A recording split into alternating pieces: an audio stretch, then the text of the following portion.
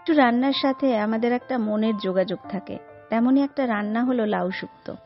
কম বেশি সব বাড়িতেই হয়ে থাকে, তবে সবার পদ্ধতি আলাদা। আমি আমার পদ্ধতিটা ভাগ করে নিচ্ছি। প্রথমে লাউ কেটে ধুয়ে অল্প নুন দিয়ে ভাপিয়ে নিতে হবে।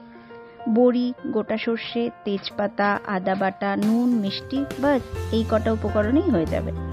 বড়ি ভেজে তুলে নিয়ে সর্ষে, তেজপাতা, আদা বাটা দিয়ে সামান্য ভেজে নিয়ে লাউ দিতে হবে। নুন মিষ্টি পরিমাণ মতো দিয়ে সামান্য ফুটে উঠলে অল্প চিনি আর হাফ চামচ আটা দিতে হবে।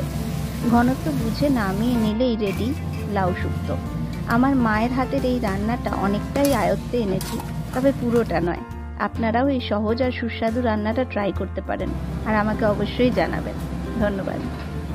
একটু রান্নার সাথে আমাদের একটা মনের যোগাযোগ থাকে, তেমনই একটা রান্না হলো লাউ শুক্তো। কম বেশি সব বাড়িতেই হয়ে থাকে, তবে সবার